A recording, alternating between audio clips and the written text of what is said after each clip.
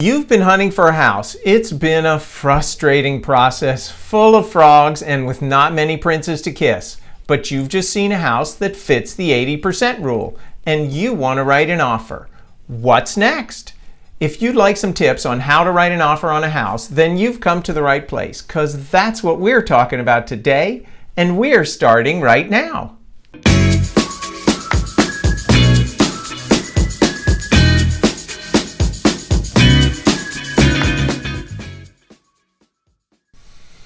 Hi there, welcome back to my channel. My name is Harry Moore. I'm a veteran full-time realtor in the Washington, D.C. metro area, and I post new videos every week about all things real estate in the DMV.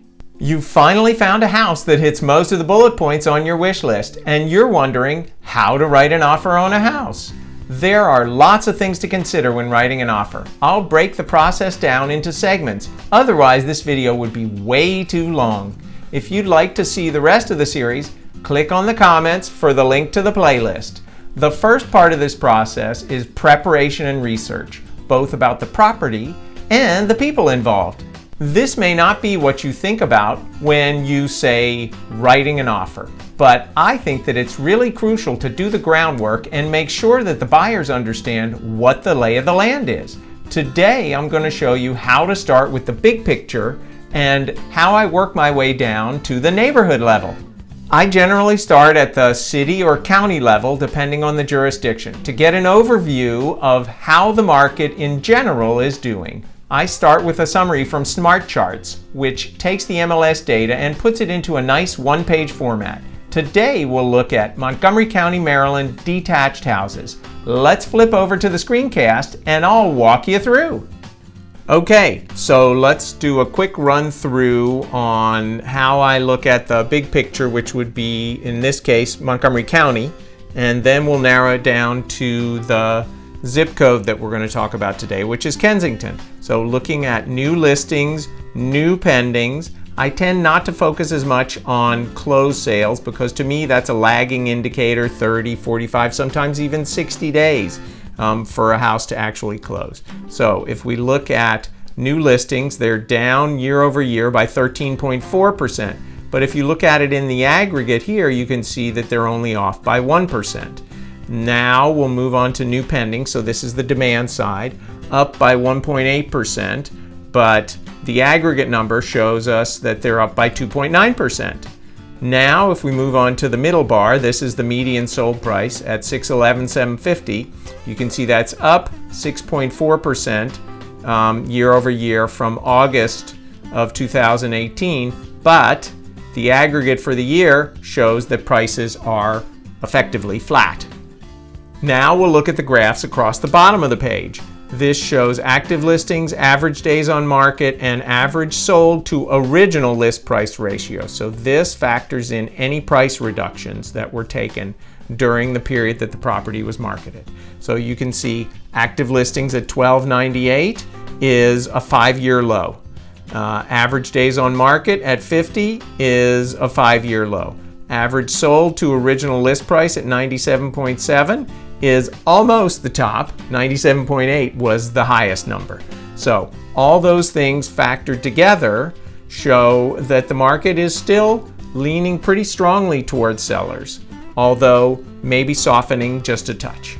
Now let's move on to 20895, which is Kensington. Same basic layout, same data, just for a smaller part of the funnel. So looking at new listings versus August of 2018, off substantially by 54.5%. New pendings also down dramatically by 45.5%. But if you look at the aggregate numbers, it shows that new listings are up in total year over year in the aggregate by 13.5%. New pendings, which is the demand side, are also up by 17.6%. Now let's move on to median sold price. You can see this indicates year over year that it was up 5.3% at $650,000. But if you look at the aggregate numbers, they show an increase of 1.2, which is kind of on the low end, but certainly within the historic norms of what you see over time. Now we'll move on to the graphs across the bottom. Active listings, average days on market, and average sold to original list price ratio. You can see here that active listings are at a 5-year low. Average days on market are also at a 5-year low. Average sold to original list price at 97.7% sits sort of in the middle of the range over the past 5 years. So all of these numbers, again, show us that it's still a strong seller's market. If you'd like samples of these reports to review on your own, click on the links below that say Montgomery County LMI or Kensington LMI, or if you'd like reports for other areas in the DMV, just click on the link that says send them to me and we'll get them right out to you pronto. One thing that I check on when I'm looking at zip code stats is where the property is located within the zip code. The zip code's easy to find, but most people don't know where the house sits within the postal code area. If it's close to the boundary with another area, then we'll review the statistics for both. Click below on the zip code map link to see a sample of that report. Here's the question of the day. When you moved into your present home, what were the 3 things on your wish list that helped you decide it was the right place for you? Please let me know in the comments. It's always interesting to learn about how people make their decisions. Here's a quick story about why zip code boundaries are important. Recently, I met with some people who live near me. They were interviewing agents to help them sell their home.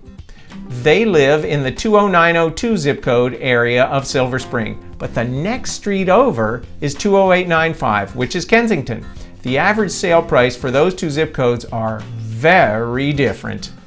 There's a spread of $250,000 in the average sale prices between those 2 areas, but that's not a complete picture. So I brought it down to a 6 to 8 block area around their house and then divided the sold properties based on their zip codes. The difference was just shy of 10%, almost $50,000. So that's part 1 of researching a property before you make an offer. It's important to be up to date about the market so that you understand what sort of strategies you'll need to use to get the right house when it comes along. If you're interested in watching the next part of the series where we drill down to the neighborhood level, then click on the link above or below and check it out. Thank you for taking the time to watch this video. If you liked what you saw, please tap that like button. And if you know someone, maybe a friend or neighbor, who might benefit from this information, please share this video with them. Last but not least, if you want to see more videos about real estate in the DMV, then subscribe and ring that bell so you'll be updated whenever new videos come out. Make it a great day, and I'll see you again soon.